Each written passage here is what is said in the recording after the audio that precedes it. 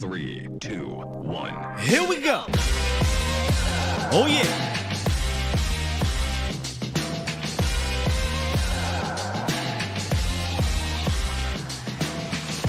Good morning, good people. Welcome to A to Z Sports Live. We stream live on YouTube. We on Facebook. And of course, I am your host, Will Skywalker. Still, boom!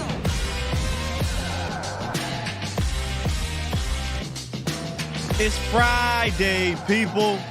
And we got a good show lined up for you. Coming up today, we're going to preview preseason week 2 Cowboys Seahawks up there in Seattle and what to watch for. Some guys that need to keep stacking, some guys that we need to see more from. Plus, in the roundup, I found a very interesting stat that with a few tweaks, with some health, we should be able to see this increase and we should be able to see the passing game get better because of it. Plus, we are going to hear from the coordinators who spoke yesterday at Oxnard, their final interview, the final presser out there at Oxnard. And Dan Quinn, he said something that, now he didn't say anything, actually. He responded to something and he was not too thrilled about it. But I think Cowboys Nation, you should be. So call in if you want today. It should be a fairly easy show, smooth show. We'll get through the roundup. We'll get through the meat potatoes of the show. And then I want to hear from y'all, 351-999-3787. Good morning, Bomb Squad. Bomb Squad! How y'all doing on this wonderful Friday? We got some Cowboys football tomorrow. It is 9 o'clock Central, I believe they play. So it's going to be a late one. We'll be up tweeting through the whole thing at Skywalker Still. You know what? Actually, no. I'm trying to work on something here in preseason. Ain't going to work during the regular season. But I'm trying to not tweet as much through the game because you get so many crazy emotions on Twitter. But usually I do like a halftime breakdown and then maybe after the fact, we'll talk a little bit about something. But nonetheless, it's a late game slated tomorrow. What's that? 10 o'clock Eastern, which is crazy. I feel bad for you on the East Coast, but nonetheless, still 9 o'clock on Central isn't that much better. So we'll be checking it out, man. We'll be checking it out. But yeah, man, Eastside. Look, Eastside, appreciate you being here, dog. I mean, I've never seen a Texan fan so dedicated to watch Cowboys content. It's unbelievable. It's unbelievable. That's exactly why we are America's team. Exactly why we're America's team.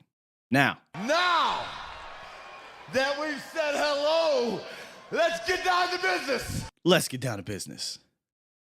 It's time! It's time! It's time! It's time! It's time! It is time for. It's time for the morning roundup. Round 'em up, boys. Let me talk to you. Let me talk to you for a second, Cowboys Nation. Saw this stat that I came by yesterday. And it's today's stat of the day. Shouts out to, I believe it was, I want to make sure I don't got this wrong here. Warren Sharp does fantastic work putting together a lot of analytics and just researching every team every year. Stat of the day, percentage of QB pressures that turn into sacks. Dak Prescott last year ranked 9th in the NFL in avoiding sacks from pressure at 14.8%. Patrick Mahomes, who's a damn magician back there, was number 1 in the league at 10.8%. And this got me to thinking because, look, when you are behind the line that you were behind last year with injuries, with a left tackle who was playing left guard as a rookie all through camp, and then a week before the season, he's got to go out there. And then you got Tyron Smith playing a position he hadn't played in over a decade. You got a 40-year-old in and out of that lineup. You got a whole bunch of craziness going on in front of you. You got your right tackle who, in my opinion, was on the way to the Pro Bowl. He gets hurt. To be able to still avoid sacks at this rate from pressures, to me, is very impressive. And it got me to thinking about when was the last time Dak had a sack percentage that was really low. It was 2019. He was 4th in the NFL in sack percentage. So, I mean, this isn't the same stat, but it's similar in the sense of he avoided getting sacked as much as he did. And I thought that was a great year for him avoiding sacks, because the year before that, if you guys remember, we had a big problem with Dak in regards to taking sacks. I think he took like 50-something sacks. It was kind of wild. It could be too high, but he took a lot of sacks. That was the year we did not have, I believe it was Frederick. Travis Frederick wasn't there. You had Joe Looney. You had some issues up front. You had injuries and all that stuff. And then you think now, though, you got year 2 with Tyler Smith. You got Tyron Smith back at his position for however many games that's going to be. Tyler Biadasz is now steady. Your middle and right side is going to be steady. Tyler Biadasz, Zach Martin, Terrence Steele. I truly do believe with health and with this offense being tweaked, right, where we're getting the ball out a little bit faster, we're more sure of where guys are going to be, I can easily see this actually increasing in a positive way, where this sack percentage from pressures rises and where his sack percentage continues to dip down back to that 2019 area where he was top 5. So do not be surprised if those two numbers meet each other in a positive way, which should mean that there should be a more efficient passing game. So very interesting and telling stat when you look at the way the offense had operated last year and given the front line, and not even just the front line, right? Think about this for a second. Your wide receivers. I mean, you didn't have Brandon Cooks out there where you could trust it to get the rock to like that with a CD Lamb. Your top 3 wideouts this year, you'll have a lot of trust in. Michael Gallup returning from his injury, and then Jalen Tolbert, if he needs to be thrusted in there, there's obviously some growing trust there as well. So I expect the pressures turn into sacks to continue to rise in a good way. I mean, the percentage, right? And I'm sorry, decrease. Let me say that. Continue to decrease. And I expect the sack percentage to decrease as well because of 3 things. Better weapons. Your line, barring injury, will be better. And then your scheme will assist in that. A lot there in that statistic that you could kind of dive into. All right, let's get into these coordinators. And you're probably like, what do you mean Turpin safe, Sky? So the other day, and let me bring you back here. Shouts out to the bomb squad. Somebody said they couldn't hear anything. Are we good here? See, I hate when I catch it over here. Are we good audio wise? Were we not good audio wise on the morning roundup? Thumbs up, thumbs up, thumbs up. If we good audio wise, guys. We good? All right. Man, y'all killing me. Where was that? Okay, the other day, Kevontae Turpin, a caller called in, I think it was, and had a conversation of, hey, man, is Turpin up out of here? I said, I don't think he's going to be up out of here off of one preseason game, especially because they're trying to work him into the offense. And he fumbled on a special teams play where he wasn't supposed to be running that back.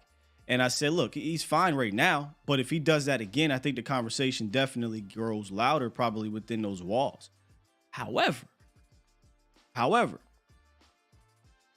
Bones Fossil spoke yesterday, and to me, it sounded like Kevontae Turpin was safe, and that he expects Kevontae Turpin to be even better than he was last year. Not that that's a surprise to me that he's safe, but it kind of puts to rest anyone who kind of believed Kevontae Turpin wouldn't be on this team.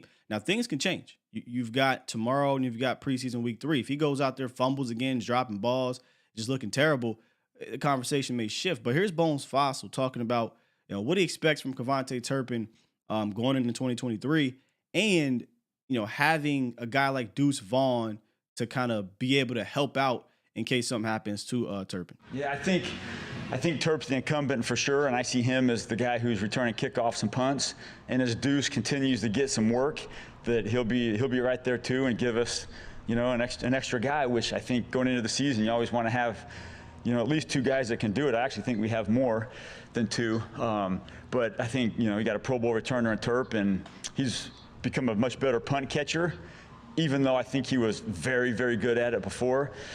But yes, he's special, and I think Deuce is too. He just hasn't done it very much, and so we're getting more work at him, especially on the punt catching side of it. But you saw a kickoff return with Deuce just show good vision on a simple middle return. But I envision Terp being even more special this year than he was last year. I envision Terp being more special this year than he was last year. That didn't sound like a guy that's on the cusp now, or on the bubble. Now, again, things can change tomorrow. If he goes out there and Kevontae Turpin fumbles a rock, if he goes out there, Kevontae Turpin is dropping passes, or he's disobeying orders. Hey, I need you to fair catch. And he tries to run and he gets tackled for loss, or he fumbles and they score, or whatever. I think the conversation has to shift, right? It has to shift, because you can't do those things. Again, I said this the other day. All he had to do was fair catch. If he fair catches the ball, we're not having this conversation. We're just not. And put a pin in Kevontae Turpin, because we're gonna bring him back up in things to watch for later on. But I found that interesting. That and it probably isn't, though.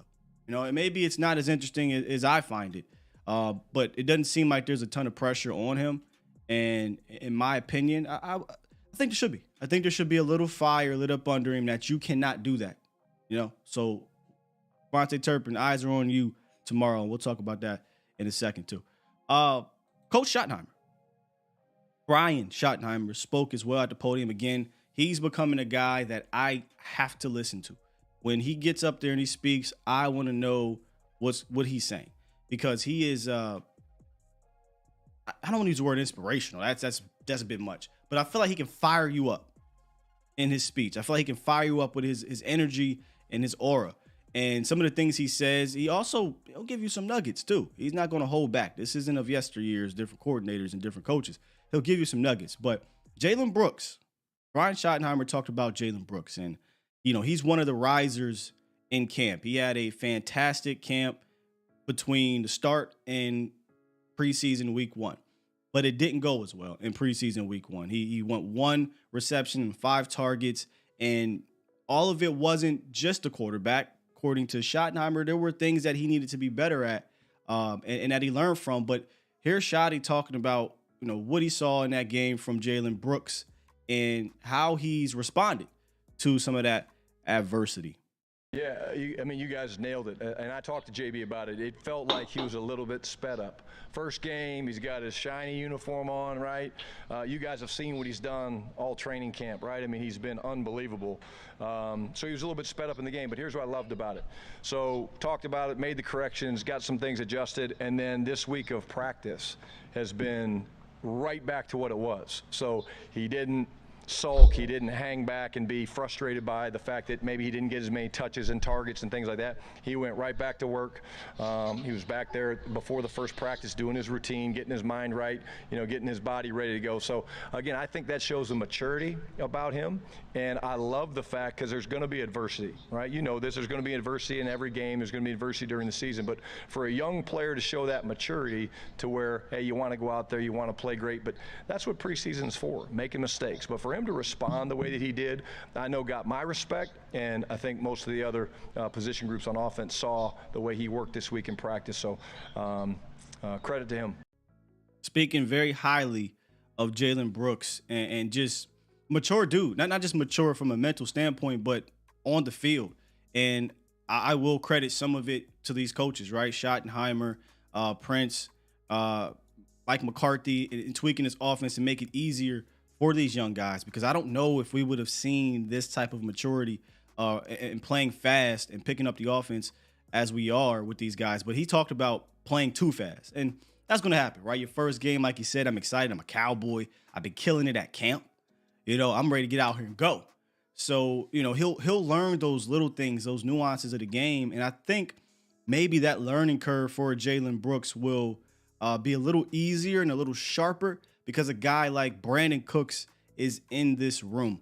We talked about this a ton last year at camp, by the way, a ton, that in that room, including CeeDee Lamb, who was a riser, who was on his way to being a top 10 receiver, arguably top 5, right? He still was young. We're talking about a guy that only played in the league for 2 years at that point. So, you know, he didn't have, or 3 years, he didn't have that much to pass down to these young guys. And he was still trying to climb up the ladder. He didn't know the nuance, all the nuances. The guy that was there for that, they shipped off to Cleveland. So you bring in a Brandon Cooks who has been the consummate professional. He's helped all those guys out in their room. I think you'll see Jalen Brooks, Jalen Tolbert, Jalen Moreno Cropper, all these guys, these young guys, get better with the small details of the game. So I don't worry about Jalen, even though he, a 1-for-5 game. The kid seems to be a lunch pail guy. He's going to play special teams. He's a physical receiver, possession guy. Obviously, he can go up and get it if you haven't seen the highlights at South Carolina. So I know it's not the greatest first game, but Schottenheimer's speaking very highly of him. He is a draft pick. I do think they're going to carry 6, and I still have Jalen Brooks making this team. I do. All right, one more. We'll wrap in the chat, and then we'll get to some of the things we got to look for tomorrow. This one is interesting. This one comes from Dan Quinn. So, fantastic question by Nick Harris. Fantastic question. But Dan Quinn was not happy with it. So, I'm going to play this, and y'all just tell me if I'm tripping. Y'all tell me if I'm tripping. But I think there is something to this, to where, yes, Dan Quinn wasn't thrilled, but you should be thrilled. Here's Dan Quinn on Nick Harris's question. If you can't hear it in regards to Nick's question, I'll repeat it for you. Usually when we've seen Leighton coming off the edge, we also see Micah Parsons lined up there at zero tech.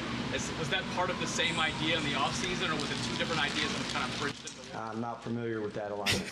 Leighton's ability to Not familiar with off your the game. edge. What has he shown you here this summer? I haven't seen a lot of it, but when I do see it, there's definitely improvement for sure. One more time. One more time. Nick Harris asked him about Leighton Vander Esch being on the edge and Micah Parsons being at zero. One more time. Usually when we've seen Leighton coming off the edge, we also see Micah Parsons lined up there at zero tech. Was that part of the same idea in the offseason, or was it two different ideas that kind of bridged into one? I'm not familiar with that alignment. Leighton's ability to off the edge. What has he shown you here What this you summer? talking about? I haven't seen a lot of it, but when I do see it, there's definitely improvement for sure. Okay, I don't know if y'all heard the second part, but he asked him about, what's going on with Leighton out there, how's he looking or whatever. He says, I don't know what you're talking about, man, but when I do see it, it's some improvement. He's getting better with it. Y'all see what I'm saying, right? Y'all peep game? Clearly, there's video, bro, of LVE lining up on the outside. And then you got Micah Parsons in the middle. Things we were asking to see a lot last year. Micah Parsons blitzing from the A gaps. And I don't think Dan Quinn was too happy about Nick asking that question, because maybe that's something he wants to keep in the tuck. I don't think you're seeing a ton of the LVE stuff. When I say a ton, I mean, you might see a handful of these plays per week, let alone in one given series, because I think they are trying to keep that safe to the vest, right? Because they want to pull that out. And we had this conversation a couple weeks ago. Let me see if I can find a graphic for you. We had the conversation a couple weeks ago about LVE playing out there. And I can't quite find a graphic at the moment, but that's fine. So I just found it interesting that something like that, Dan Quinn was kind of like, hey, man, chill out. But here's why I think you should be happy about it. I believe it was year one for Micah Parsons where he had half of his sacks up the middle. Now, I don't know how many he had last year. Maybe you guys can help me out here. 7 or 8 sacks were up the middle, maybe, in year one. I don't think it was that many last year. And you can say, well, Sky, he's a fantastic, edge rusher. Keep him out there. Sure, but we want to move him around. You think a guard can deal with Micah Parsons up the middle? No. We saw him pull a Houdini act in year one against the Saints, and he's even better now. He's stronger, he's faster, he's quicker, he's more understanding in year 3. So no. I don't think a guard or a center can deal with Micah Parsons, especially when you got a guy like Sam Williams that might be on the other side, or you got a guy like Dante Fowler out there. Then you got Mozzie Smith in the middle as well, or next to you.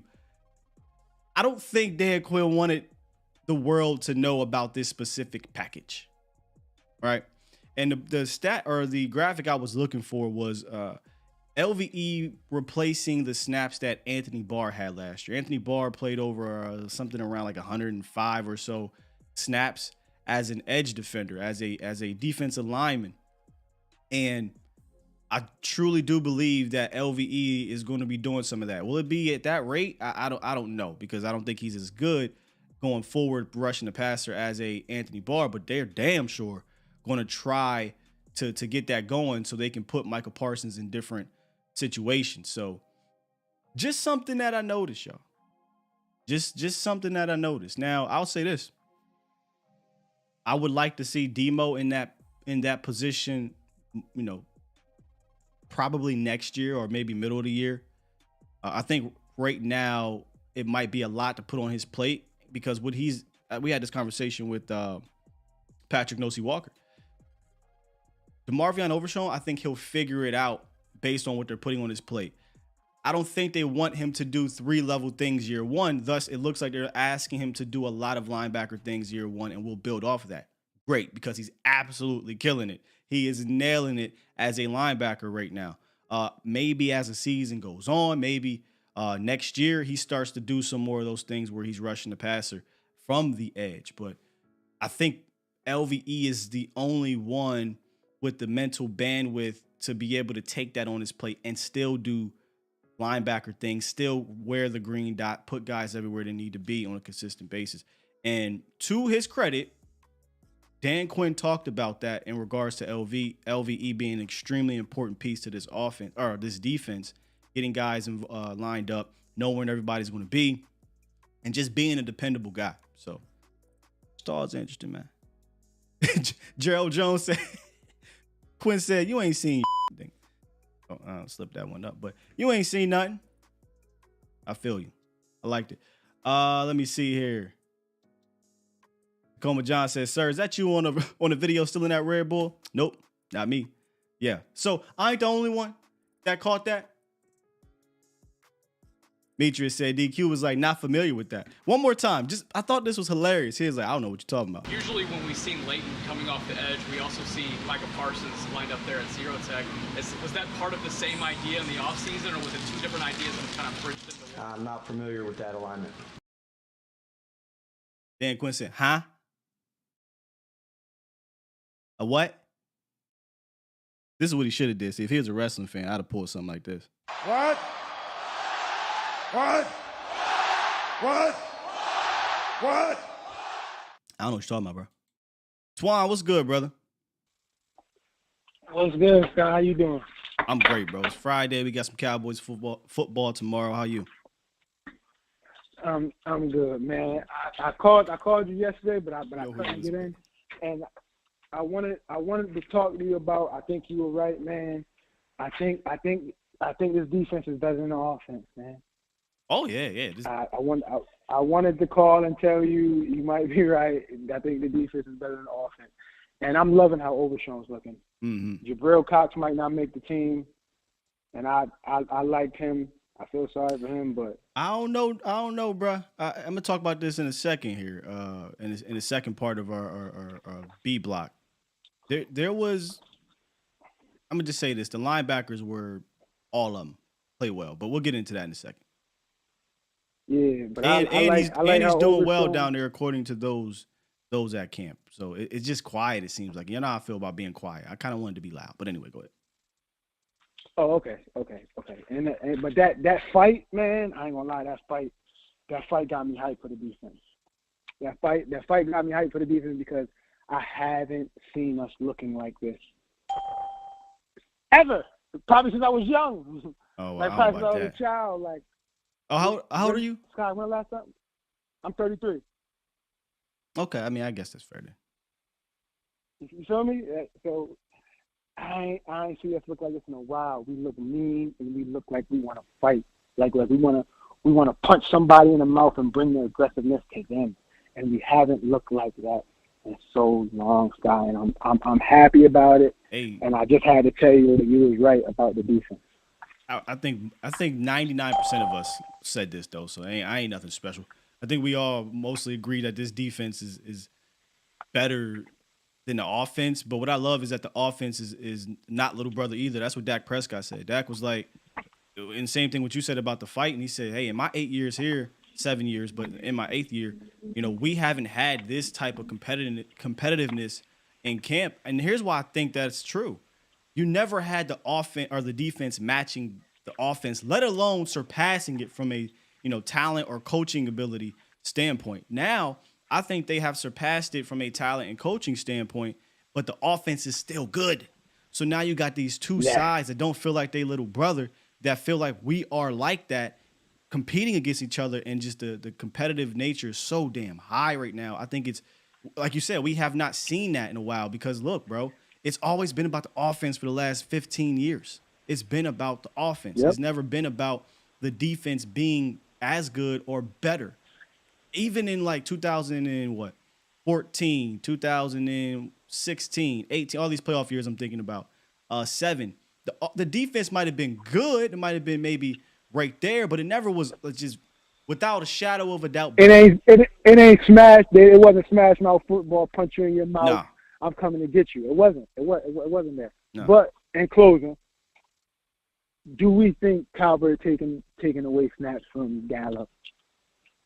No. What do you mean? Who's taking them away? Jalen Tolbert, right? Yeah. Do we feel like he can honestly take some snaps away from Gallup? I don't want to make this sound like Jalen Tolbert can't do it. Like Jalen Tolbert definitely, I think, is going to work his way into getting some reps this year. That'll be up to Gallup, right? Like if Gallup, I don't think we can answer that question until we see Gallup for a couple weeks.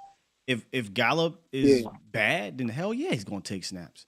But if Gallup is good, I think you'll see Gallup be 2020. If y'all remember that year, 2020, he was wide receiver 3, put up like 800 yards, 5 touchdowns.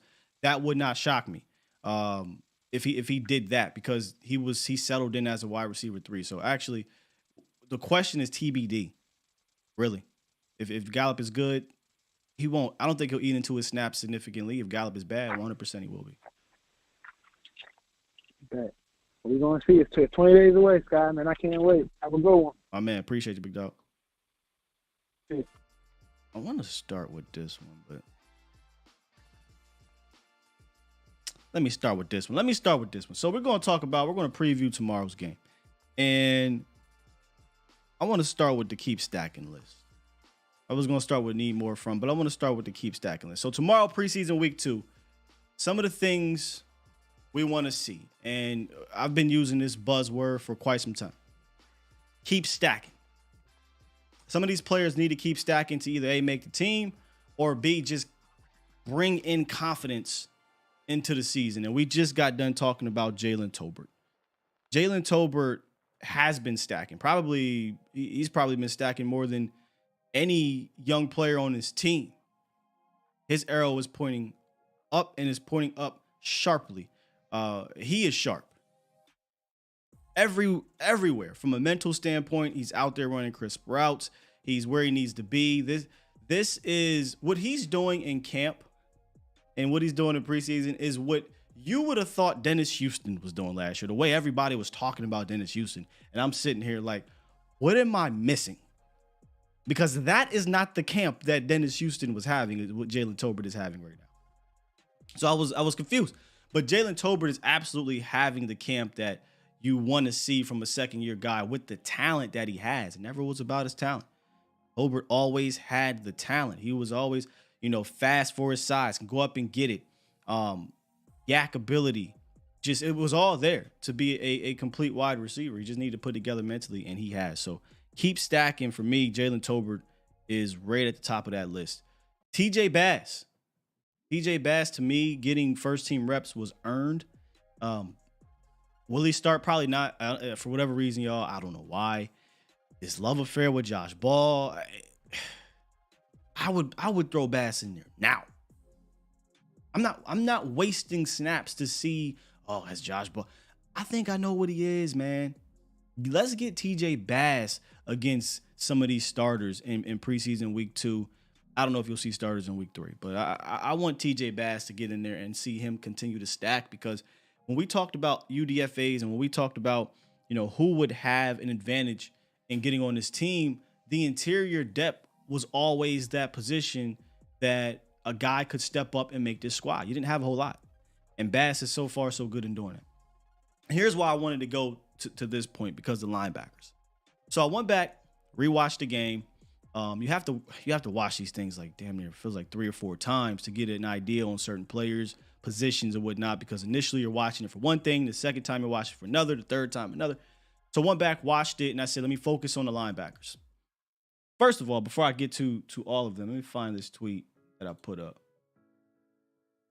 And this guy won't make the team, right? Like he probably won't make the team, but I thought this was interesting for Tyrus Wheat. And come on. Come on. Apologies, y'all. Anyway, so I had a tweet up here on Twitter. Here we go. I'll try to find it again. It says, seeing Tyrus Wheat in the box, especially wearing number 91, was fascinating. Of his 22 defensive snaps, he played 15 of them on the defensive line and 7 of them as an off-ball linebacker. And he did a lot of that in college. There we go. Finally. So here's the picture I was talking about with Tyrus Wheat. When I saw the snap a few times, because y'all remember 91 was Watkins' number. I'm like, why is this defensive tackle at linebacker? And I'm like, oh, this is Tyrus Wheat. So I thought this was really interesting. And I say here, it's an interesting piece for Dan Quinn to develop if he can make it to the practice squad. This guy is not Micah Parsons, y'all. So that's not where I'm going here. But somebody had asked, hey, is Land and Wheat, do you think they have the same skill set? And I'm like, nah, I think Land is more the explosive pass rusher, where Tyrus Wheat is more power type of guy, and he's more versatile, I think, than Isaiah Land. Land is he's a fantastic get off. He's an explosive pass rusher. If Tyrus Wheat can continue to develop on a practice squad, I think there's something for the future to look at for Dan Quinn, if he's going to remain a defensive coordinator, to use as another chess piece. So that was just something interesting that I was like, oh, okay, Tyrus Wheat out there playing some linebacker snaps. And then you look at across the board. I think every single and this is hard to say in a preseason game. Demo, Clark, we know what they did. Devin Harper, Jabril Cox, Malik Jefferson, Tyrus Wheat, quasi defensive line. All the linebackers played well. It sounds crazy, but they all played well. They had more good tape than they did not. And that's why I was about to put Demo. I was like, nah, I can't leave out Clark. I was going to put Clark. I said, I can't leave out Demo. I was going to put Clark, Demo, Jefferson. I can't leave out, Jabril Cox and Devin. All these linebackers played well, and they need to keep stacking because it's still the position. And somebody asked this question in our mailbag that I probably won't get a chance to get to. Somebody said there's a lack of talent at the position. I don't agree with that. I think there is talent there. It's just, can you depend on these young guys? There's youth. There's inexperience that is a concern, not talent. So I want to see these backers keep stacking, because when you go look at some of these big runs that popped, if you look at some of these big runs, y'all, that popped in that game, it really wasn't the backers. It was the safeties. It was the cornerbacks that were losing containment on the edge. It was maybe an Isaiah Land that was losing containment on the edge that these guys kind of popped out. I saw these backers filling these gaps. I saw Jabril Cox, come downhill, meet a fullback, meet a pulling guard, and blow up that area and cause that running back to bounce outside. So when I say linebackers, I mean all of them.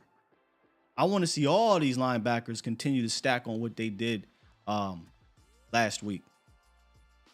Mozzie Smith.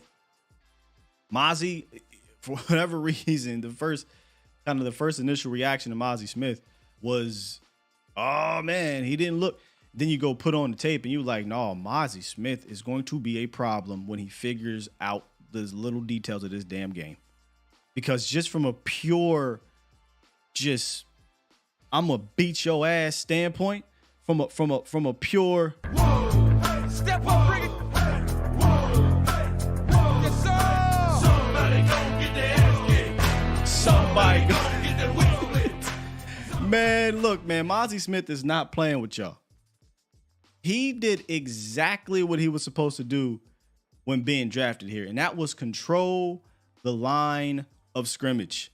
That was cause car accidents at the line of scrimmage and in the backfield. There was, and I almost pulled this play up and put it on Twitter just when I was watching the linebackers. I'm just sitting here like, my goodness, man. You know, and this is without Jonathan Hankins next to him. So I just want to continue to see Mozzie Smith stack. Keep stacking off of what he did in that first game. And maybe, and I know this might sound crazy because he's a rookie, you know, maybe if he goes out there, he plays another 25 or so snaps and it's good tape, you say, all right, young muck, we ready to go for week 1. That's your first round pick. So I don't know how many of those you're going to play in the preseason, in the final preseason game, I mean, prior to week 1. Maybe he gets a series or 2 just to continue to keep that going. But if he keeps stacking, not too much more you need to see. You could argue the same for Jalen. If Jalen goes out there, has another fantastic game, maybe you get him a series in that final game and then you wrap it up. Let's get ready for week 1. And then finally, John Stevens Jr. The chatter is continuing to rise around that tight end room, around, you know, Peyton Hendershot, Sean McEwen, and it's all because of John Stevens Jr. He carried over, right, his camp progression to the game. Predominantly in the last 3 minutes, but hey, it is what it is. You can only, when they give it to you, they give it to you. But this is why I thought it wasn't really about his pass catching in that last 3 minutes. It was about his blocking.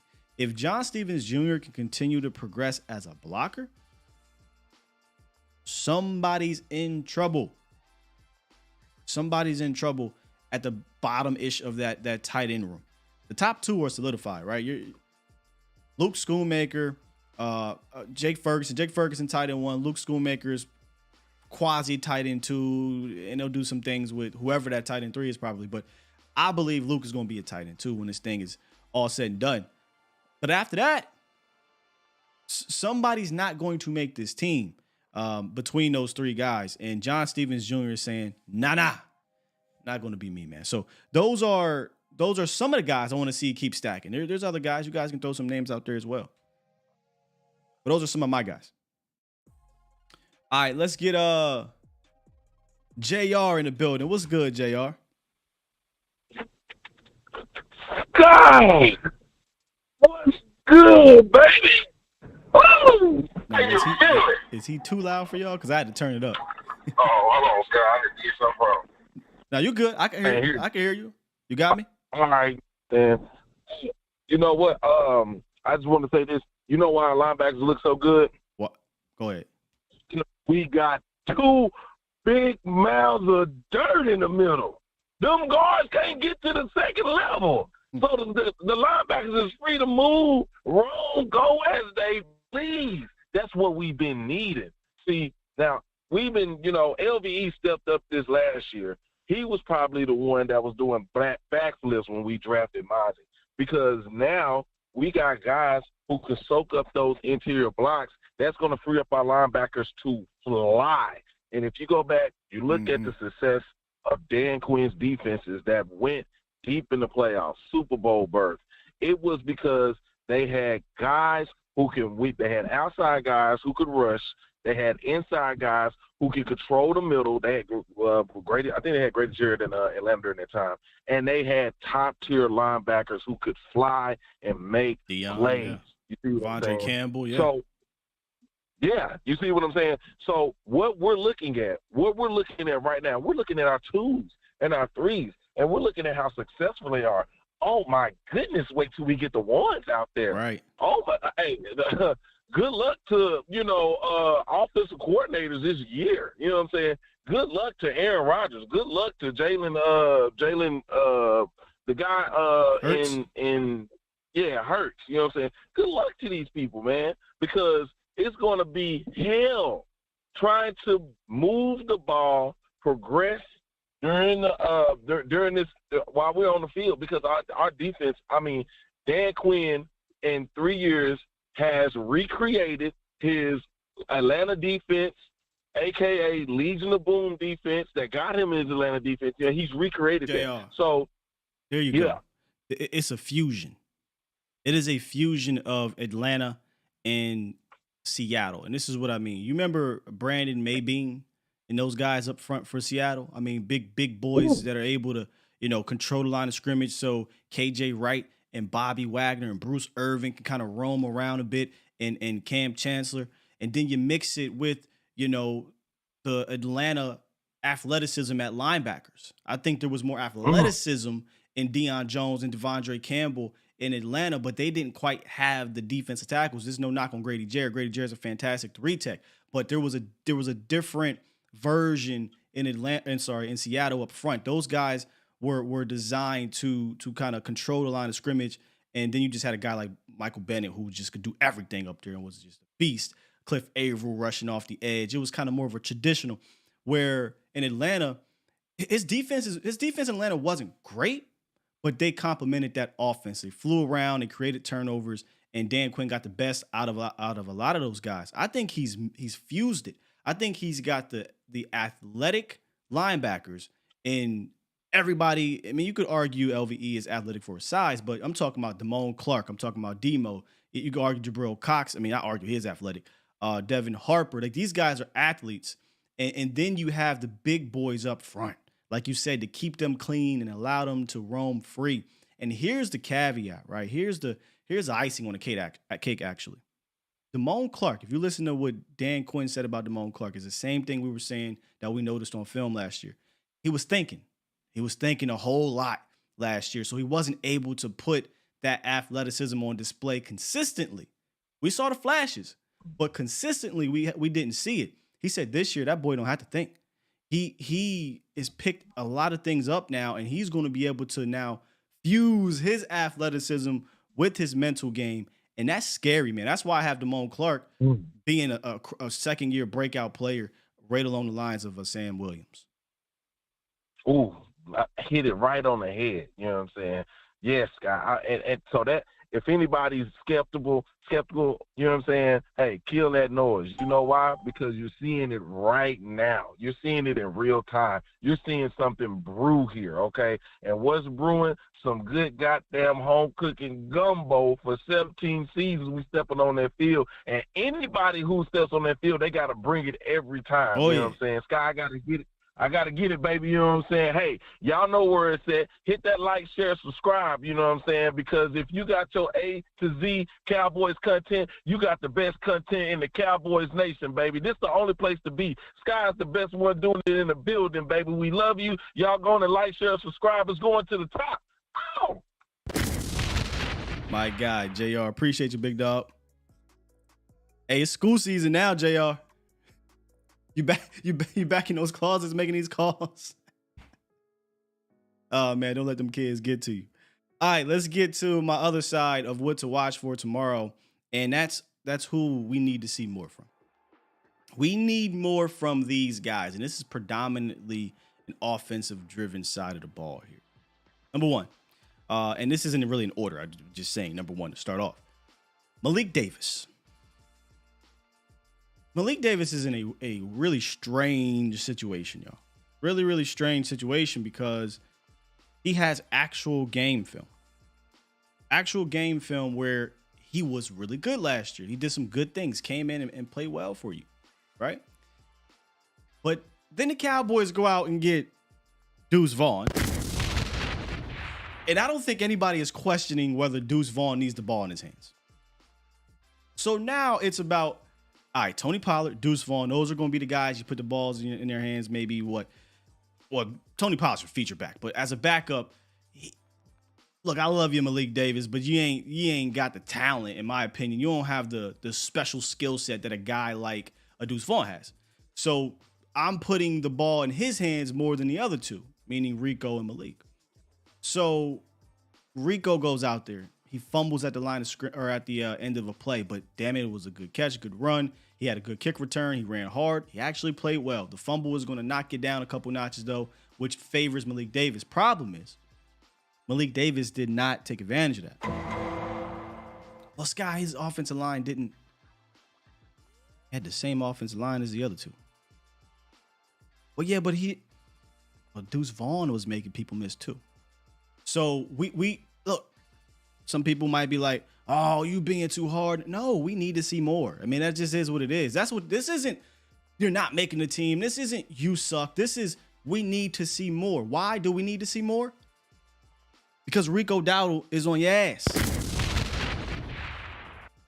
Deuce Vaughn is here. He ain't going nowhere. So we need to see more from Malik Davis, who couldn't even average a yard per carry on Saturday. So I think it's fair, right? Simi Fehoko. I know this is going to sound weird because Simi actually had a solid game given, four targets, 4 receptions or whatever. But only reason why I'm putting him on here is because I don't think it was enough to be confident to say stamp Simi Fehoko on this roster. Not with Jalen Brooks being a draft pick, not with him having a fantastic camp. So this is simple. This is easy. We just need to see more from Simi so that there's more confidence going into the final preseason game and say, all right, Simi may be working his way back onto this roster because I don't know that he is. I don't think he's carrying 7 receivers. This may be a case where if he goes, somebody else might pick him up because there is something there from a physical standpoint. But I don't know that the Cowboys are going to care much because of Jalen Brooks' potential and then obviously 4 years worth of control from a contract standpoint. Plus, you got your big 4 for the next 2 seasons at the very least in front of him. So need more from Simi if he's going to stamp his claim to this roster. Kevontae Turpin is another interesting one because it sounds like he's safe, according to Bones Fossil. But I'm not even talking about returning. I don't even really want to see Kevontae Turpin out there returning. I just don't. I don't care about Kevontae Turpin out there returning. I want to see more in the receiving game. I want to see them get him the ball quickly or get it downfield. I love that scissors route. He helped get, I don't say he, but the design helped get Jalen Tolbert open. I want to see more from a receiving standpoint for Kevontae Turpin. I don't really care if he returns a single punt or kick return.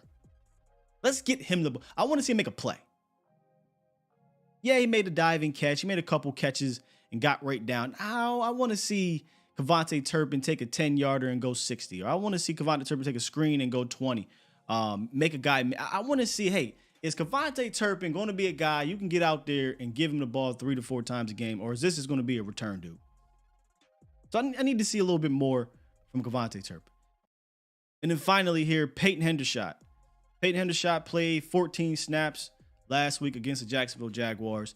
Most of it was pass blocking, run blocking.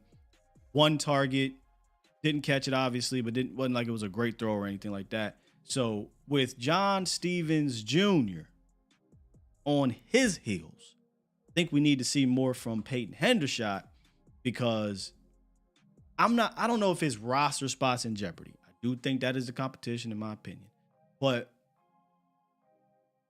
let's just say he's going to make the team, right? Let's just say, all right, Peyton Hendershot makes the squad. Let's say they cut Sean McKeon. Boom, he's out of here. They bring Sean back on the practice squad. He's not your tight end 1. He's not your tight end 2. He's your tight end 3. Let's have a conversation here. Would you be wrong if you said that Peyton Hendershot's only advantage over John Stevens is that he has developed into a better blocker, not the greatest, a better blocker because he's had some experience last year? Because just from a talent standpoint, John Stevens, former wide receiver, is obviously more athletic.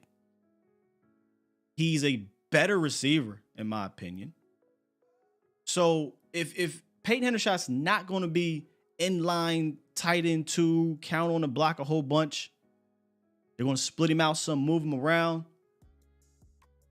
There's arguments to be made, right? That you can do some unique things with a John Stevens Jr. And if you go look at his snap count, he was all over the damn place. He did inline stuff and block well, but he also split out wide, former wide receiver. Now, Professor O brings up a good point. Not a big dude. Goes at about 220. That's pretty damn slight for a tight end. So he's going to need some off-season peanut butter next year. But if you say, hey, I got a guy like McEwen in the tuck on my practice squad, I want to see if I can get more out of a guy like John Stevens in certain instances. Not a whole lot. You're going to run with tight end one. You're going to run with Luke Schoonmaker. You're going to run with those two. There's something to, hey, man, John Stevens can go up and get that rock. You know, I'll spread him out wide. We'll go 4 tight ends. We did that last year. I'll motion one guy out wide. Now I got a linebacker on John Stevens for a jump ball. You know what I mean? So I don't know that you'd be crazy. I don't know that you'd be crazy if you said, you know, yeah, I'll keep Peyton Hendershot on the team, but if he ain't wowing me, which he doesn't wow me personally, if he ain't wowing me, let's continue to develop and get the young buck ready in case he's needed. So, something to think about, man. Something to think about. All right, let's wrap this thing up with some of these calls here. We got about 1, 2, 3, 4. 4 of them. Let's start with Joe Sandberg. What's good, Joe? Hey, what's good, Ty? How are you doing this morning? What's up, I'm good. One thing I definitely need to see more from is from the backup center position on our team. Yeah, I think that would be Brock Hoffman, if I'm not mistaken. Well, him, Ed Warniak, they might as well just go ahead and just try to compete for backup center because he wasn't really doing anything for me for left guard. Yeah, I think what happened, and this is interesting, I almost said Bostic.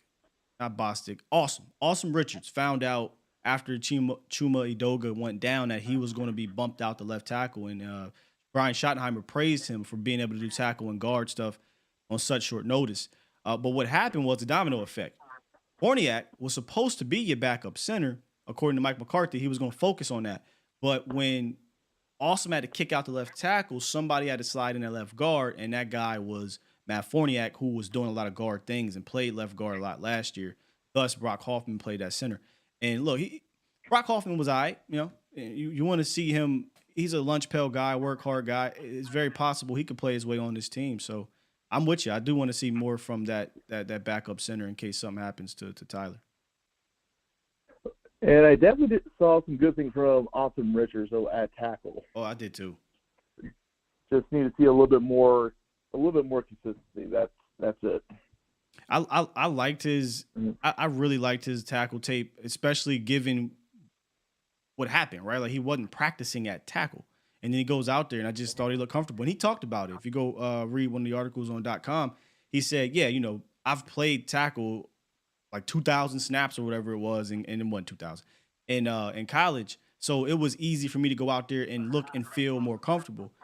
With that said, though, I thought Austin Richards at guard also showed some good things too. I mean, the arrow's pointing up for this kid. I think there's something there for him, and I think by the time we get to next season, from a offseason peanut butter standpoint, you'll feel a little bit better about your interior line depth.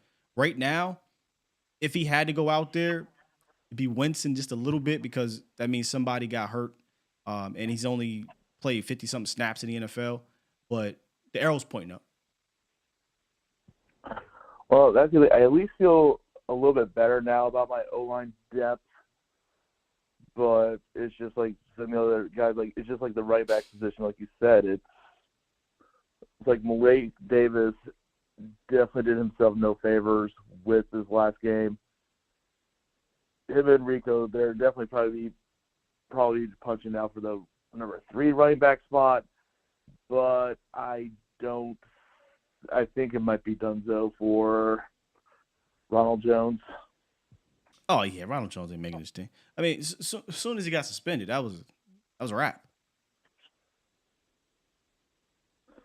The suspension plus the injury, he didn't even play. I don't know how severe the injury is, but he hasn't practiced. I think he was on a limited basis this week, but yeah, he's not making this team.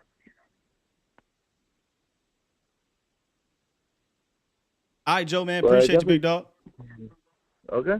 Luke. Our guy, Joe. Sandberg. Oh, man. Yeah, Rojo. I mean, he might make the practice squad. They might bring him back on the practice squad. That's something we had talked about before, where maybe they want to have a veteran guy on that practice squad, especially if it's going to be Rico Dowdle as your completing that trio of running backs. Because right now it just feels like 3. It doesn't feel like it's going to be 4. And I said this the other day when last week I was like, oh, I'm ready to stamp four running backs on this roster. Then I came on here Monday. It was like, you know what? All that. Forget all that. I don't think they're going to go long there and then risk a guy at corner, risk a guy at linebacker, or defense. One of these positions that they want to kind of carry on here. I think could be one too, but it's a moving target, man. And I think right now a guy like Malik, we need to see more from him if we want to even entertain that conversation anymore, right? So I'm gonna be fair, man. More data. Can't fake the phone. 706. What it do? Hey, what's going on, Scott, man? What's up with you? My name is BJ, man, from Memphis, man. Been a long time listener, first time calling in, man. Thank you, bro. Hey, love your show. Thank you, man. Hey, I just want to give Mike McCarthy some credit, man. I don't think a lot of people give him the credit that he's gonna have by the end of the year, but just the way he's gonna have our offense attacking the opposing defense, like he said in his interviews, man. And I just think that's gonna be a big part of our success this year. And I think that was a big part of why we didn't have success last year, especially with the option routes with the receivers, Yeah. And I just think that's gonna. I just think Mike, by him changing the offense, that's gonna be a big reason why we have a lot of success, man. Yeah, I'm with you 100%. One of the first things that came out of my mouth when Kellen was gone was that. Boy, let me go ahead and beat you right there. Here we go. One of the first things that I thought about and said was, hey, the West Coast offense and principles is going to help everyone. It's going to help the receiver. It's going to help the running back. It's going to help the tight end. It's going to help the quarterback. This offense will I think, benefit from having it. You hear guys across the league, Hall of Famers like Aaron Rodgers, that praise this offense like none other. So I'm with you. Yeah, man. And another thing about our defense, man, Dan Quinn, we all know he's a mastermind, man. The past 3 years, he's just been mad science, man. In the past 3 years, he's just been oiling this machine, and we never had a player like Micah, and the NFL hasn't had a player like Micah in a long time. But having Micah on this defense just changed the whole tone of the team, in my opinion. Having a guy like that leads your team. The way he talks in this interview, he don't even sound like a third-year player, if I'm being honest. He got a lot of wisdom, man. I just think Micah's going to take us places that we haven't been in a while. I'm with you. I hate to say this because it sounds cliche now. He is different. He's different, man. Facts. In closing. And, man, that's pretty much all I had, man. Love your show. And I'm going to call in a lot more, man. This is my first time I'm a UPS driver, so I'm on the road a lot. It be a lot of background noise. Oh, that was that. And Okay, I know how you were slamming the door. Background noise.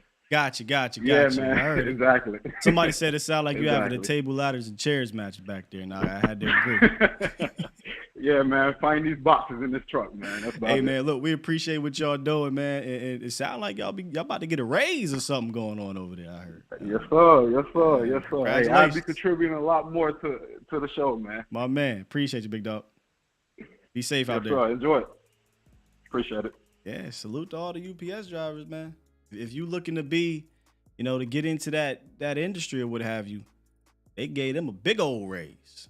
Yeah. That's out to y'all. 1, 2. We got 2 more. Let's start with 717. What can Brown do for you? How's it going, man? What's up with you? Not much. Just chilling. I had a question. So in your heart of hearts, who do you think's gonna be the third tight end? John Stevens or Hendershot? Man, I'm not sold yet, bro. Let's see. I know it's gonna sound crazy. I still think McEwen. I just think McEwen makes the most sense because of what they want to do from a fullback standpoint. But between those two, let's just throw McEwen out there, right? Let's just say he's out of the picture. Is Schoon still hurt? No, Schoonmaker's. I think Schoonmaker's going to be your tight end too, bro. Do you think they could get maybe kind of crazy and put somebody on the IR and try to? Yes. So there you might get a knock on the door from Grim Reaper and say that you hurt. However, man, this position is so tough to me, bro, because I'm trying to balance. I hope to see winning John 6 Stevens and go development. against some like 2s this week. I agree. I think he's earned more reps to play against some starters. So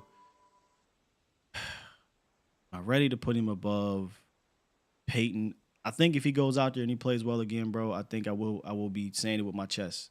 I'm just not ready to say it with my chest yet because of Peyton Hendershot does have the film he had on, last year, meaning he's had some good blocking film. He's got good pass catching film. He got some bad stuff too. He's got the experience. It's just hard to ignore that when you're trying to win 6. That's why I was like, look, I think there could be a world where Stevens and Peyton Hendershot are on this team. Right? I think that is a legitimate situation. And you could say, well, who's going to be 3? Maybe that depends on the package. Maybe that depends on what they're asking him to do. Because what Peyton Hendershot did last year, there was a few times you saw him lined up in the backfield. You saw him doing some motion things, getting handoffs. Maybe they'll say, hey, look, we want to do a few of those things this week with Peyton Hendershot. But then next week we want to say, hey, let's use, if he's even involved, he might be a healthy scratch. Let's use John Stevens to do some out wide things. Or maybe they just say, we're going to keep John Stevens on this roster to develop for the future, but he's going to be a healthy scratch every week. So I hate that it's not a good answer for you, bro, but I'm just not ready to declare anything just quite yet. Yeah. But if you say game on the line, you got one game to win, you get to get in the playoffs, whatever, and it starts tomorrow, I think I still would go Hendo because he was in this offense. He played last year, and I probably would say that right now. But I'm hoping to see. I'm hoping some ones play for Seattle, and maybe John Stevens could possibly, get out there against a couple ones. Or, bro, I don't think you need to see Jake Ferguson at all. I don't. I think you can say, Jake, come have a seat. You are a guy. There's just no point. So let's roll out Luke Schoonmaker, and then you got this kind of back and forth between Hendo and John Stevens. Obviously, McEwen is going to get some rep too, but Hendo and John Stevens. Also, let's keep this in mind, y'all. If Sean McEwen only goes out there and gets another 8-9 snaps, that might tell you what you need to know about how they feel about him. I'm just saying. Who's your left tackle, left guard? You think they're gonna put Tyler and Tyron? Oh, I know they are. Yeah, Tyron Smith is your left tackle. Tyron Smith is your left tackle. Tyler Smith is your left guard right now. Okay, but so what about when? I mean, we all know he's going to get hurt sooner or later.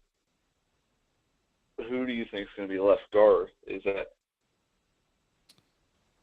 still probably up in the air, you think? Yes, I think that is. I want to go get a veteran, bro. I do. I want to go get a veteran, but it looks like right now, August 18th, Matt Forniak would be your left guard if Tyler is kicked out to left tackle. Okay. You think they would put that who's that rookie we drafted? TJ Bass? Awesome Richards? Yeah, you think maybe they would try him at left tackle and keep Smith at guard? I mean, maybe, but I again, if you're asking me what I do, I want to get a veteran. I'm not. Yeah. Like I'm trying to win 6, I agree. and I don't think that I'm ready to just look. If you're going to do this with Awesome Richards, you need to focus him at a position. We can't go into the season, right? Awesome Richards is playing nothing but guard, and then all of a sudden you got to change your heart and you want to keep Tyler at guard, and then you put Awesome Richards out at left tackle by week 6, but he's been doing nothing but guard things. This ain't the season to play around, man. This is not the season to be effing around and finding out. And I like the potential of Awesome Richards. I liked it when he first got drafted. I said, man, there's something here with this kid. I just think it's going to be more of a future thing. Now, if he goes out there and just goes berserk, then great, awesome, right? Awesome. but I'm skeptical on counting on him to be the left tackle for 10 games, including the playoffs. Yeah. Right now as we speak. Yeah, I'm hoping. Knock on wood. Yeah. Hey, man. One. In closing. I got one last question. I mean, that kind of ties into my final question. Do you think they're going to pick another guy up, like a free agent, or they're going to just roll with what they got? We are past the date that they usually do it. I am surprised. Not going to lie to you. I felt like the front office and the personnel department kind of has been doing things differently this offseason, and maybe this is a part of maybe this is a part of doing things differently. They used to grab free agents by this point in training camp. They have not.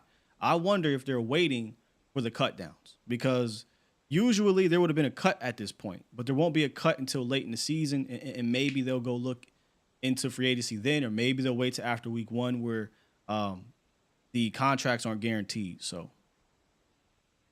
and when do you think LA Knight is going to get that first title? Let me talk to you. Yeah. They're probably going to drag this thing out. Probably not to next year. Oh, man. Probably not to Royal Rumble or something. Yeah. I don't think they'll put us. I don't think they'll strap him up at Survivor Series. So maybe a pay-per-view after that, but I'm thinking next year sometime. Yeah.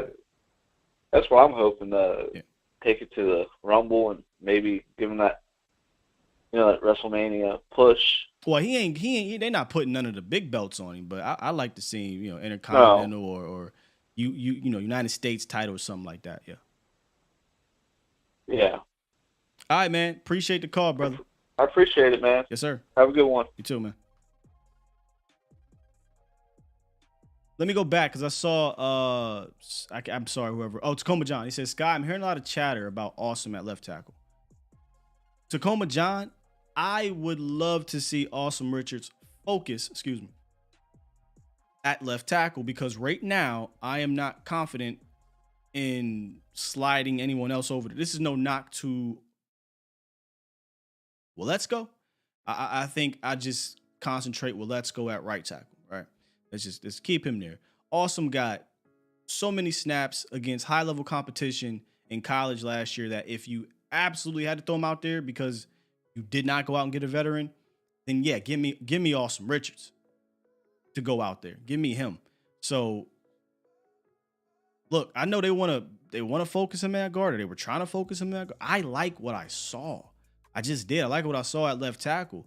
And the bad thing is you got issues on both. You got issues from a interior depth standpoint, and you got issues from a swing tackle standpoint or left tackle backup standpoint if you decide to keep Tyler at left guard. But right now, they're probably going to put Tyler at left tackle. So now who's your left guard that you can count on? I'm gonna just be straight real with y'all. I want a veteran guy. But if they do not go out there and do it, Horniak doesn't do it for me. Bass, I want to see him keep stacking. So I think it'll come down to 2 rookies, Bass and Awesome.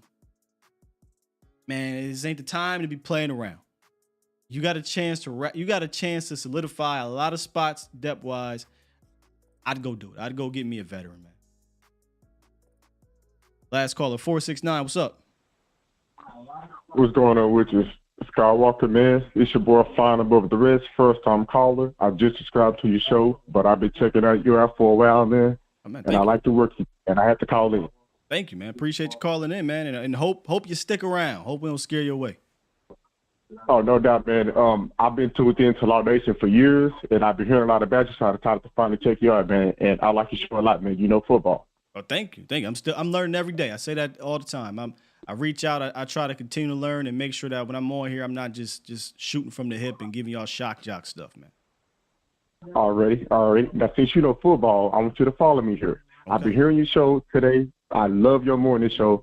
Now, I called in on Law Nation show yesterday afternoon, and I pitched this to him, and he was vibing with me. So I want to see what you think about this, all right? All right, take it away. So, we're going to start off with the running back position. Now, everything I'm about to say is just my opinion based on being a Cowboys fan for 27 years and counting. Now, I believe that this year we're going to carry 3 running backs. And in my opinion, here's all the 3 running backs in the order. Okay. As we know, Tony Pollard, our starter. Yep. Deuce Vaughn will be our second string, depending on how he does this Saturday against Seattle. They need to play him in the first quarter against more starters and stuff. But if he can capitalize on what he did last Saturday, no doubt in my mind, he's going to be our second string back. With that being said, our third back is going to be Rico Dowdle. He's more explosive than Malik Davis. That's who they're going to grow with. They're going to roll with 23 as our third back, in my opinion. Now, we're going to go on a little bit further now, okay? All right. We've been talking about the tight end position a lot, whether to carry 3, whether to carry 4. We're going to carry 3 tight ends, and here's the reason why. 1 second before you give me that. Here's the reason why. 1 second before you give me the reason. Can you turn down the background? I think you got the show up a little bit loud. I got you. Is that better? Yeah. Yep. There you go. Okay, so in my opinion, we're going to carry 3 tight ends, and the reason why, because Hunter Luque, the back from North Dakota State, he is going to be our fullback. Mike McCarthy wanted to go back to his old style. You got to remember, Mike McCarthy from Pittsburgh, they got a different way of doing things as far as like where he's legit from. He was born and raised in Pittsburgh. So they come from a different mindset. He wants to bring a fullback back to this system. Hunter Luque is going to be our fullback. So therefore, what? Go ahead. Well, so that was my thought too, right? Going into this training camp, into preseason, but I just hadn't seen enough to be confident in that. Appreciate your confidence, but I just hadn't seen enough yet. Maybe tomorrow will help give me that confidence. So here's my question to you. You said they're going to carry 3. Who are your 3 tight ends? Oh, that's simple. Jake Ferguson, he's our tight end 1. That's how we solidified. You're not going to cut ties with a second-round pick. No. Schoonmaker is our second tight end. That's just what that is. Yep. And our third is Stevenson. Simple as that to me. Here's the reasons why. Peyton Hendershot and Stevenson, they're both similar. If we even, I'm leaving. You're going to go with the younger guy. And you can develop him on the back end. Peyton Hendershot, he's a 1-year pro. He has some tape out there. He has some upside that people can see. What does that mean? We can use that as trade bait to bring in some veteran O-line depth that we're talking about that we need, in my opinion. That's what we need to do there. You know what? Wait a minute. Wait. You're on to something here. Can I entertain this for a quick second? Go ahead. So let me add to this. If we can go to Sean McEwen and say, "Hey, Sean, look, dog, we're going to sign you back, but we need to cut you so that we can do some roster gymnastics. But we're going to sign you back either A, to this roster, or B, to the practice squad." Because here's why I think it's important to have a Sean McEwen if you're going to do what you said do, and that's trade Peyton Hendershot. I am all for trade Peyton Hendershot for some interior O-line depth. Oh, boy, I love that. Now, I don't know if you're going to be able to do it, but give me that all day and tomorrow. First that I'm hearing of doing something like this, and I love it. But here's why I think it'd be important to bring in Sean McEwen, because he's a guy that's been around. He's a guy that can do some of those blocking things as well in case somebody gets hurt. He's a veteran in that room. And as much as we like the upside of John Stevens, I don't know that you want to bank on a UDFA light in the butt tight end that needs some offseason peanut butter in case one of your top guys go down. I don't know if he's ready for that, because tight end is tough, bro.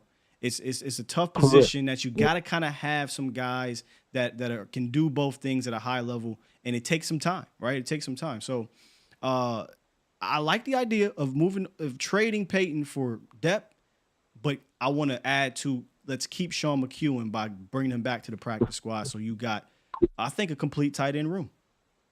Correct. And let me tell you how they're going to do that. It's tied off of what you just said before you put me on. You said just last week we only see McEwen for about 8 plays or so. Mm-hmm. They already know what they got in McEwen. They don't need to put him out on the field too much. Why? Because they want him to skip through the waiver wire to make it on the practice squad. Let me help you. He doesn't need to go through waivers. That's what I'm saying. Got it. Yeah, he doesn't even need to go through waivers. He has enough accrued years to say, hey, knock, knock, knock. We're going to cut you, but we're going to sign you. They did this with other guys, Cooper Rush, C.J. Goodwin. Those guys don't got to go through waivers. So that's the bonus of having a dude like that is what I'm getting at. Correct. Now, one final thing before you let me go.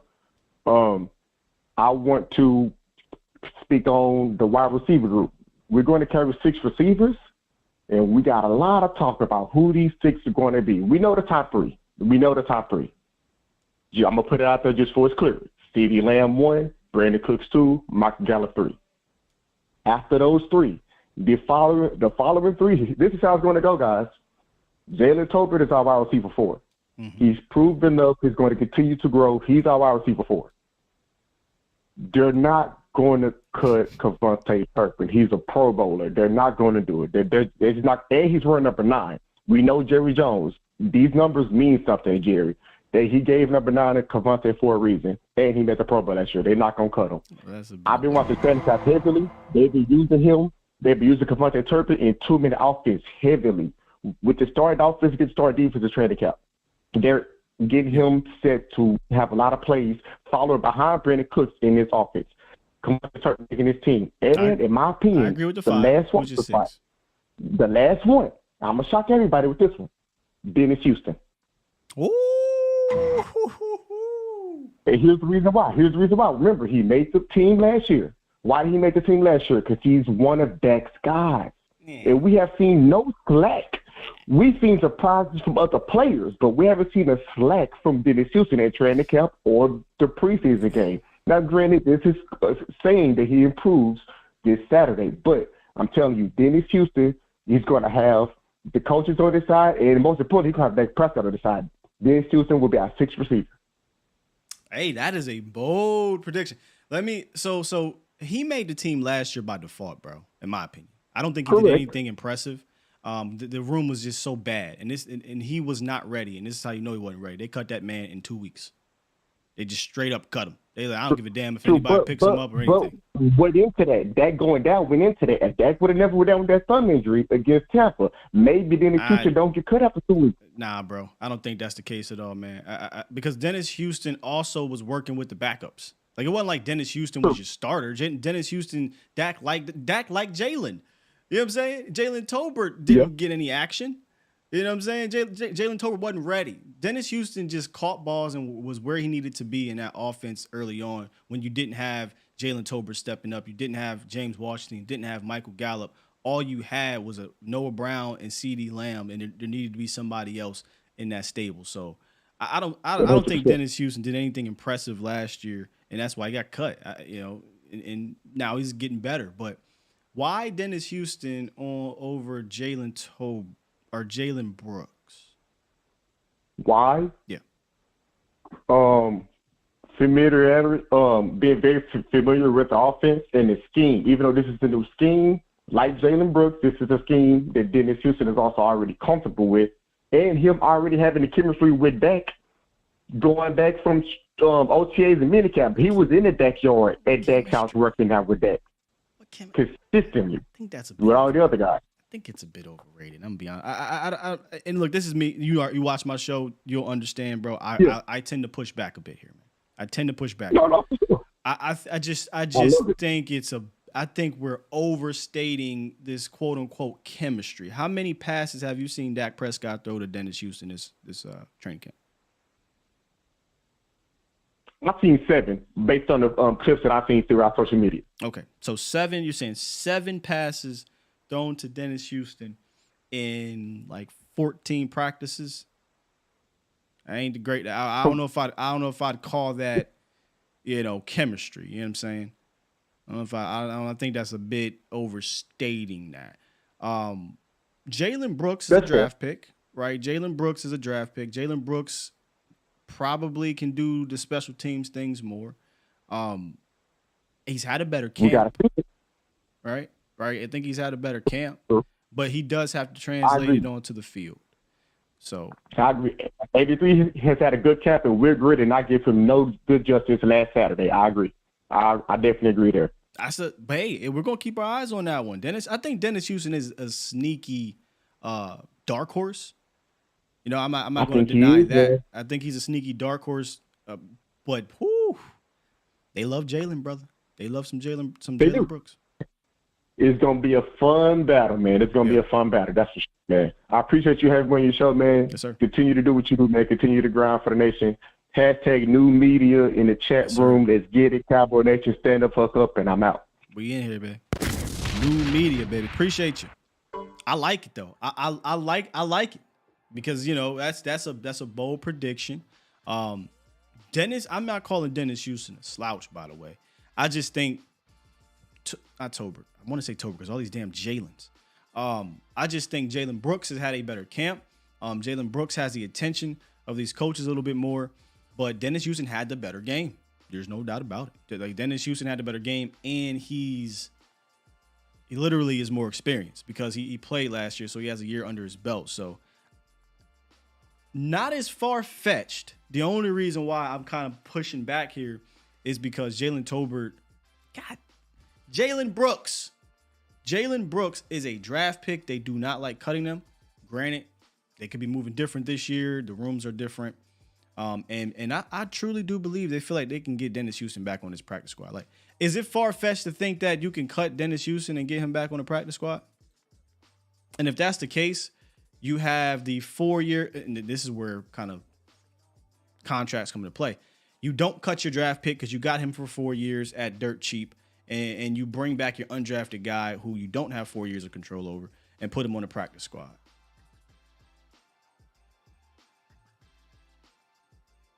Yeah, no, that was good stuff there, L. Dennis Houston, do we think he can get through waivers, or do you think teams would be like, nah, man, we gotta pick him up?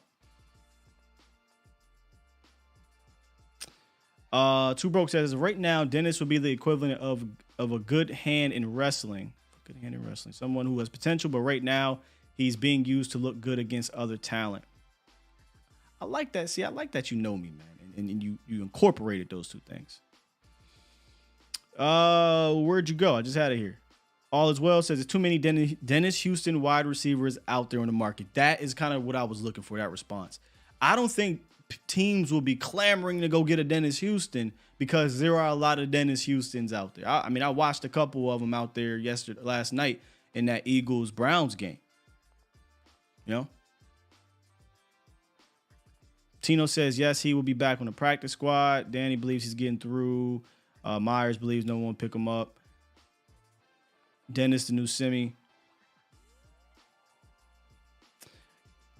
Look, I do like the bold prediction, though. Because, look, what if Dennis goes out there and goes off this game? I think now – I do think this is kind of a moving target, though.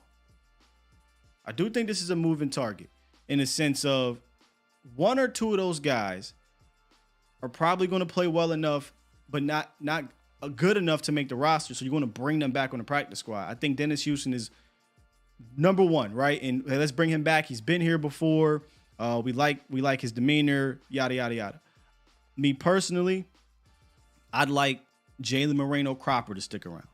I just like what his skill set can be. Give him another year on the practice squad, another year around a veteran like Brandon Cooks.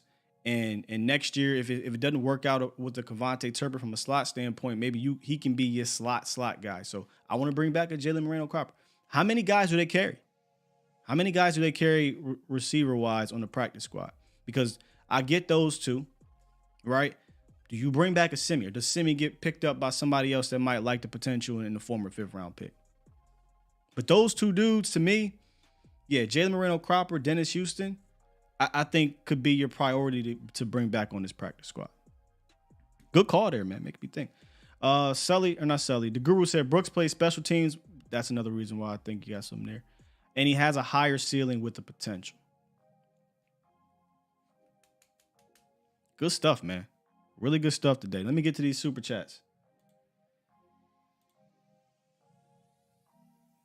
Sully says Dennis not explosive enough. Cedric Tillman sure do, don't he? Watkins' character was looking good out there too. DTR. Y'all was telling me about DTR during draft season. All right, here we go. Super chats by the Bomb Squad. By the way, all going towards the PC fund. Super chat. Boom, boom. All right, we got Cowboys Chris. He just dropped 10 to support the channel. Appreciate you, man. Snug X. Super chat. He dropped 10 and said, shout out my Cowboys family. Okay, shout out my Cowboys family every night 11 on YouTube. So that's okay. Yeah, shout out to MCF, my Cowboys family. I remember when I first got on. In fact, one of my debuts on YouTube in general, I think, was my Cowboys family was involved in that. I was like me, Big Game, my Cowboys family. I feel like somebody else was there too. But man, I wake up in the middle of the night, pull over my phone, and they are doing Cowboys content. So salute to them. Trill Bill. Super chat. He dropped 5 and said, do you think that Deuce Vaughn will play the Lance Dunbar role? Very interesting you bring up that specific name, Trill Bill, because I do not think he is Lance Dunbar. Y'all know I've been saying that for weeks and not months since he was drafted. I do not think Deuce Vaughn is Lance Dunbar. Here's what I mean by that. Lance Dunbar was not as talented of a runner as Deuce Vaughn is, in my opinion. Deuce Vaughn is a running back. I think Lance was a quality receiving back, and that's how he was used, and he did it at a high level when injuries didn't bother him. But when you ask Lance Dunbar to do some running back things, that wasn't his game in the NFL. Might have been his game at not University of Texas, North Texas, but it wasn't in the NFL with the Dallas Cowboys. Deuce Vaughn is by far and away a much more talented running back than Lance Dunbar. So no, I don't think he'll play the Lance Dunbar role. I think he will play the Robin role to Tony Pollard's Batman. I do. But with that said, I do think there needs to be kind of a Justice League approach to this thing, right? I don't think it needs to be a Batman Robin approach. I think it should be a Justice League approach, meaning that third guy needs to chip in as well. There is no excuse to have politics being played anymore. TP's your guy, worthy of being your guy. Behind that, let's get two dudes incorporated. So if it's Deuce Vaughn getting 10 carries that day, and then you got Rico Dowdle or Malik Davis or whomever it is that they decide to have as your third guy, they get 3 or 4 carries. Because what you need is you need to make sure that TP is ready to go come playoff time. You don't want to do to TP what you did to Ezekiel Elliott. After 2018, Ezekiel Elliott just kept getting worn down by the end of the season. And by the time you got to the playoffs, no one talks about this. We brought it up one time, and I'm not trying to pile on Zeke, but Ezekiel Elliott became one of the worst running backs performance-wise in the playoffs. This is not some hyperbole. This is not some hyperbole. He's averaged less than 3 yards per carry over the last 4 playoff games. We don't talk about it, but a lot of it has to do with him being worn down, and a lot of it has to do with, obviously, the game plans and whatnot. But when you got a guy that's worn down like that, it was more imperative to give the ball to a dude like TP because he can break these things off if it wasn't working for you on that day. So don't do to TP what you did to Zeke. That's why you need to have Deuce Vaughn and whoever else is behind him incorporated. This needs to be a Justice League approach, not a Batman Robin approach, in my opinion. Not a Batman Robin approach. All right, that's going to do it, man, for the day. I feel like low-key I could keep going, but it's Friday. I know y'all got some things to do. We got Law Nation coming up here soon. You probably got the Trap House opening up with Landlord from Alabama, right? So I want y'all to make sure y'all go and support all of our content brothers and sisters out here doing their damn thing. We got a couple more that just dropped in this chat real quick. I got you. I see you. Super chat. Reginald dropped one. Appreciate you, Reg. He dropped 10 and said, I think we will have a better O-line than we all think. The term iron sharpens iron should not be taken lightly this year. TP is going to be a 1,200-yard rusher this season. Agree. Here's where I agree. I think we will have a really good starting offensive line. It all depends who and when these guys get injured, if it happens, and who. It's the depth that's the question. Now, can you mask the deficiency if a Farniak has to go in, or Awesome Richards, or TJ Bass? Because make no mistake about it, you're going to be worse.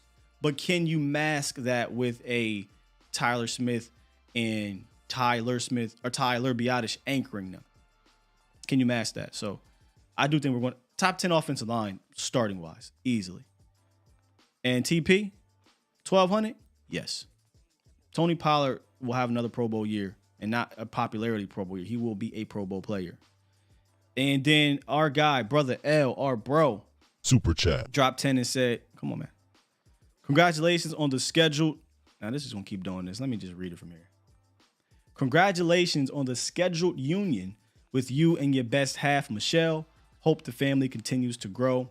We working on another one, Studio 2023 or 2024. Yeah, breaking news. Here on the Skywalker show. Not only, it's so funny you're going to put that hashtag there, is your boy engaged and getting married, but also another little Skywalker is on the way. Yes, indeed. Yes, indeed. And so you funny, Brother L. You kind of knew something was up putting that hashtag there. So that is kind of what's been going on over the last few weeks, and I'll be in and out of certain things. That's why I wasn't on Vacha's show yesterday, and we had some things we had to do. And so all those who are parents, all those who have, are married or are getting married, you understand there are things that go into that. So we'll be doing all of these things. So yes, indeed. Excited. We're trying to bring another one into this wonderful, beautiful family of mine, and ours, I should say. So we are extremely excited. And the way it went down was hilarious. When I say they, my boys also surprised me with the news, and then I surprised her with the proposal. So it was a very emotional day when it went down. And we're excited for everything, man. So appreciate all the love from the chat. Sully talking about I knew it. I saw you, Sully. I saw you on the way out. You said blue or pink. We're not sure yet. We're very early in the early stages of it. So we're just, praying and hoping for a healthy pregnancy and delivery. I've been on both sides. I've been on a non-healthy one. I've had a premature child who was 3 months early. That was the scariest time in my life. I call him my miracle baby because he quite literally was not alive when he was born. He was not alive. He looked like a Smurf. He was blue. And they was doing all this craziness to him. And that boy, he put out a cry. And man, when I tell you, it just felt like I don't even have words, man. It was unbelievable. And then I did have a healthy pregnancy and delivery with my youngest. So I've been on both sides of that thing. And I'm just hoping that, it's healthy and everything goes well. So we got a long way to go. All right. Man, I love y'all. See, this is we family. We can this is why I can tell y'all these things, because we have built that rapport with each other, man. So appreciate you guys. Thank you, Miss Sharice. Thank you so much. I was waiting to tell you guys publicly, but I thought it was a good time to do it right now, man. With that said, I'm gonna go ahead and press this button. Indeed it is. We out of here, Cowboys Nation. When I found out, I was like, yeah!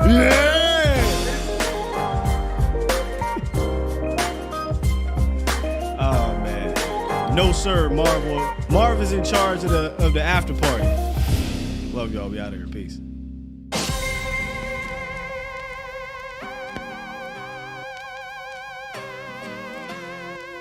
Sky been squabbling is crazy. Y'all need to go on, man.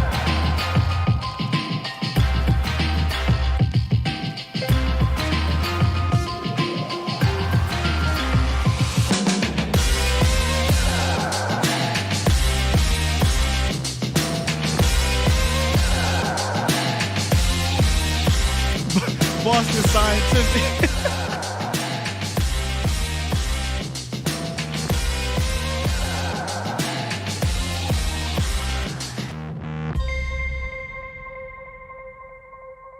Bomb Squad!